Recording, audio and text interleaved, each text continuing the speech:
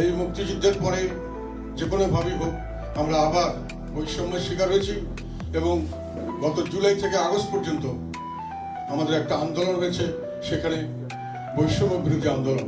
সে আন্দোলনেও আমরা জয়লাভ করেছি এবং এই আন্দোলনে নেতৃত্ব যে দিয়েছিলেন, আমি যাদেরকে বলেছি ছাত্ররা প্রথমে এটা শুরু করেছিলেন, শেষ পর্যন্ত নেতৃত্বে ছিলেন সেই বীর মুক্তি সেনা, আমি তাদেরকে বলেছিলাম তাদের প্রতি আমার শ্রদ্ধা, আমার সালাম।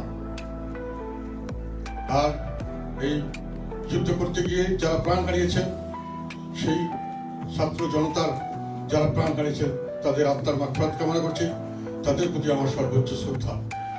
বিভিন্নভাবে যারা ক্ষতিগ্রস্ত হয়েছেন, আহত হয়েছেন, বিভিন্নভাবে তারা কষ্ট পাচ্ছেন, তাদের রিহ্যাবিলিটেশনের ব্যবস্থা করা, পুনর্বাসনের ব্যবস্থা করার জন্য দাবি পুনর্ব্যক্ত করছি।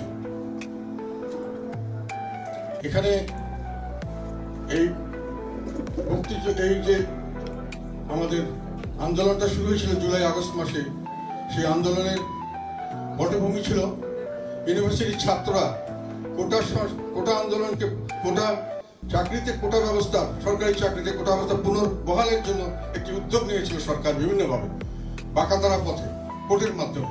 সেটা ছাত্ররা প্রতিবাদ করেছিল, তাদের চাকরি মেধার ভিত্তিতে হওয়া উচিত সেটা তারা মনে করেছিল এবং সেখান থেকে তারা এটার জন্য আন্দোলন করতে গেছে। তাদের যৌক্তিক দাবি, যেটা আমরা সংসদে বারংবার তুলেছিলাম, যে এটা যৌক্তিক বাইরে বলেছি, বিভিন্ন জায়গায় বলেছি, যৌক্তিক দাবিকে অহিংস আন্দোলনকে সহিংসতার মাধ্যমে মোকাবেলা করার চেষ্টা করা হয়েছে এবং সেই সহিংসতা দিয়ে নৃশংসতার চরম মাত্রায় গেছে এবং যেভাবে সরকার, তৎকালীন সরকার শেখ হাসিনা সরকার যেভাবে তাদের উপর ব্যবহার করেছে, এটা অত্যন্ত অযৌক্তিক ছিল।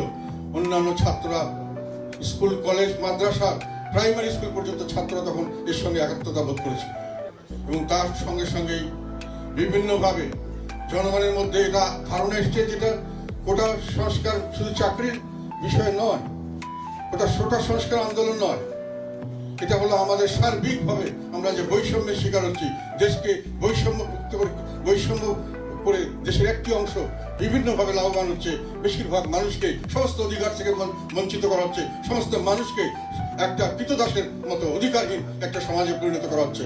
তার বিরুদ্ধে মানুষের সংগ্রাম করার জন্য উদ্বুদ্ধ হলেন এবং সেই সংগ্রাম, সেই ছাত্রদের কোটা সংস্কার আন্দোলন ছাত্র জনতার বৈষম্য বিরোধী আন্দোলনে রূপান্তরিত হলো।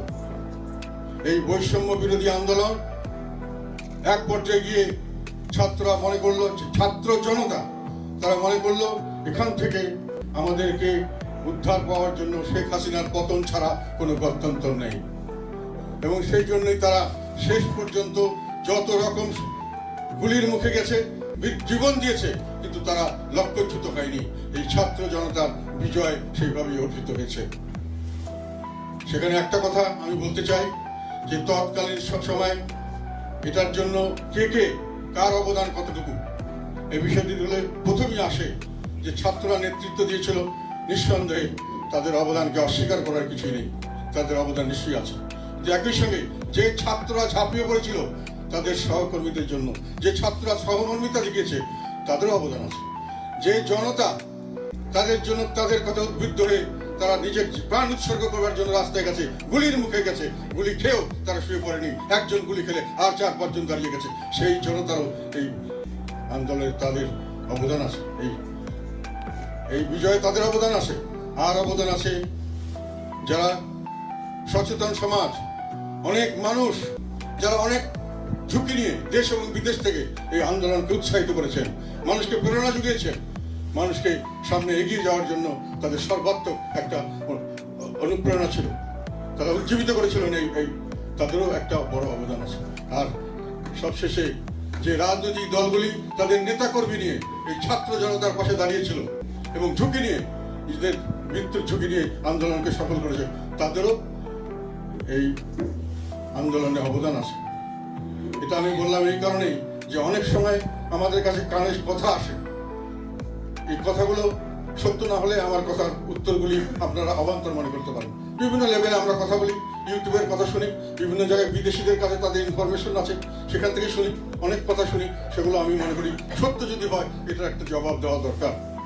সেখানে আমরা শুনেছি ছাত্রদের মধ্যে, ছাত্র নেতৃত্বের মধ্যে কেউ এটা বলেছেন যে আন্দোলনটা সর্বাত্মকভাবে অহিংস আন্দোলন ছিল না, এখানে সহিংসতা ছিল, নাশকতা ছিল। এবং কিছু কিছু ছাত্ররা এটা স্বীকার করেছেন এবং বলেছেন যে এই নাশকতায় তারা করেছেন, সেই জন্যই সেই সময়কার সরকারের পতন হয়েছিল।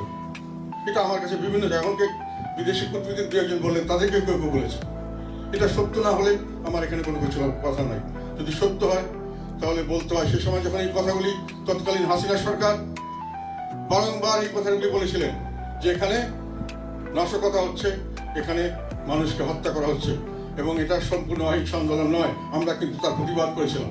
আমি নিজে বলেছিলাম যে এই নাটক করা হচ্ছে মানুষকে বিভ্রান্ত করার জন্য, মানুষ অহিংস ছাত্রদেরকে বিভিন্নভাবে নির্যাতন করা হচ্ছে, তাকে জাস্টিফাই করার জন্য এসব কথা বলা হচ্ছে, এটা আমরা বলেছিলাম। এখন শোনা যাচ্ছে যে ওই ছাত্ররা বলেছেন আমরা ছাড়া শেখ হাসিনার পতন হতো না, কাজেই আমরাই এই বিজয়ের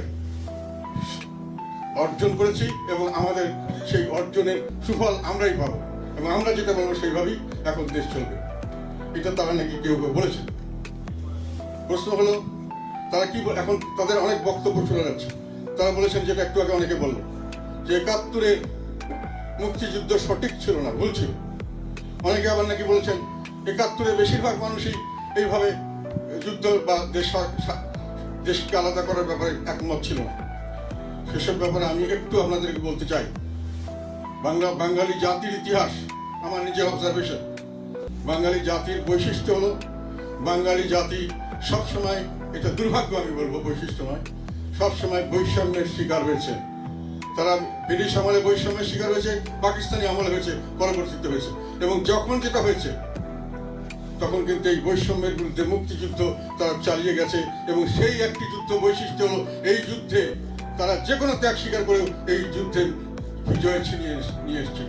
ব্রিটিশ আমলে যেগুলো হয়েছিল সেই যুদ্ধেও বাঙালি জাতি জয়লাভ করেছিল। পাকিস্তান আন্দোলনে বাঙালিরা, এই পূর্ব পাকিস্তান তৎকালীন সময়কার এই আমাদের বাংলাদেশের যে মুসলমান, তারা কিন্তু এটাকে বৈষম্য বিরোধী সংগ্রাম হিসাবে এটাকে তারা পাকিস্তানকে সমর্থন দিয়েছিল।